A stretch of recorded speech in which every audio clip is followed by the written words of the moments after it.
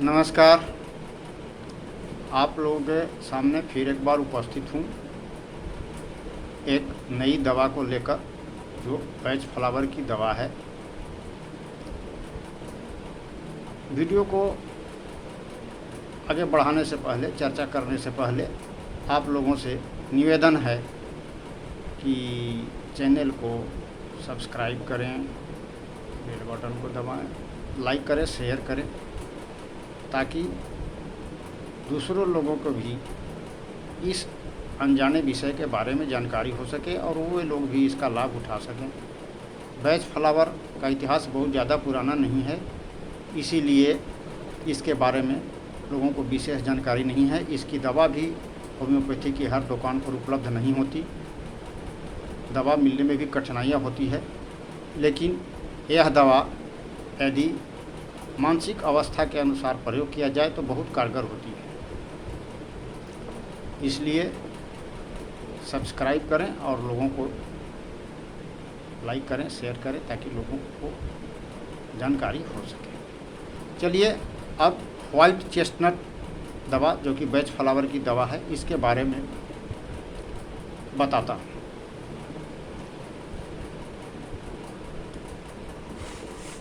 इसका प्रयोग रोगी के मानसिक अवस्था के आधार पर किया जाता है।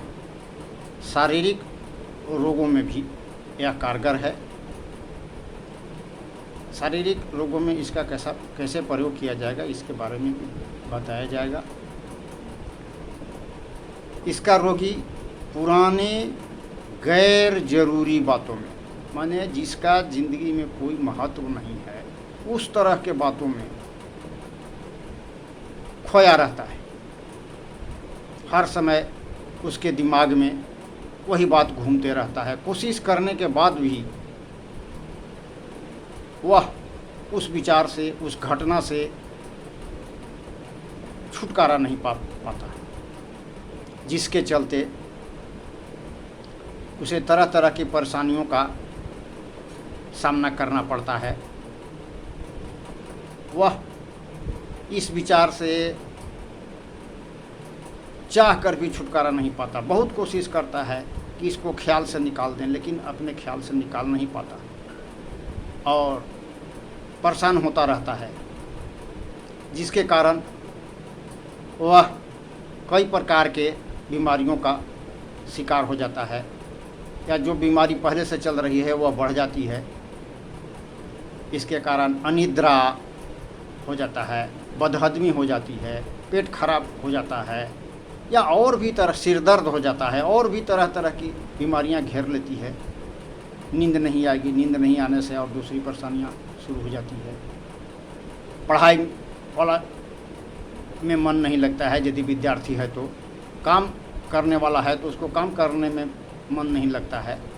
नींद नहीं आएगी तो स्वाभाविक है कि उसे काम में मन नहीं लगेगा। विद्यार्थी है तो उसको पढ़ने में मन नहीं लगेगा, उदास रहने लगता है।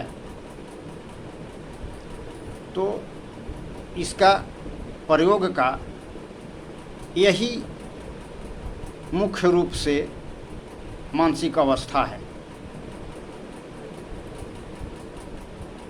विद्यार्थी है तो वह पढ़ नहीं पाता है, उसको ध्यान केंद्रित नहीं कर पाता है, क्योंकि जब भी वह पढ़ने बैठता है तो उसका दिमाग वही विचार की ओर चला जाता है।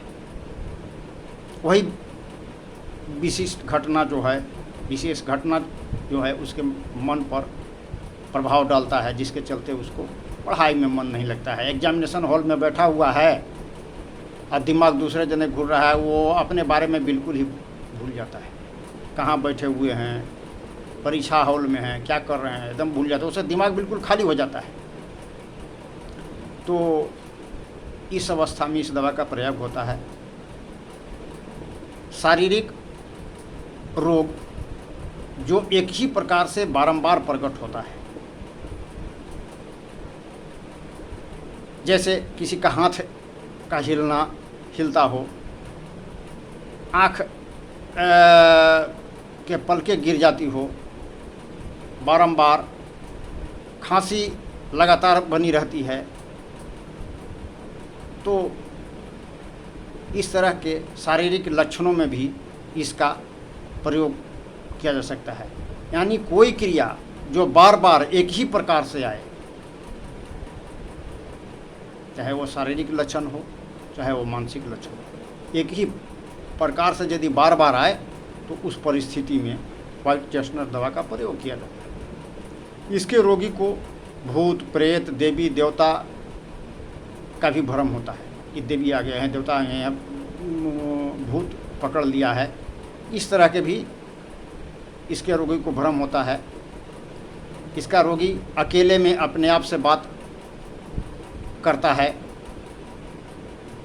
मन को एकाग्र नहीं कर पाता क्योंकि गैर जरूरी विचार जो है उसके मन में हर समय छाया रहता है। तो इन्हीं सारी परिस्थितियों में इस दवा का प्रयोग किया जाता है।